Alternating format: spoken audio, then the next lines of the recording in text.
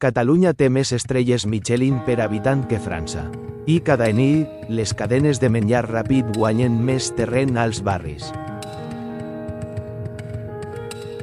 El Bulli va ser considerat el millor restaurant del món durant anys. Va tancar el 2011 perquè el model econòmic no era viable sense subvencions.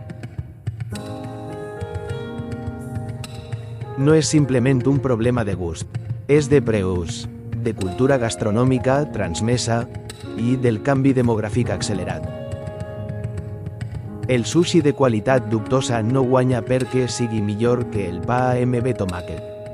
Guanya perquè és barat, ràpid i sense aprenentatge cultural previ.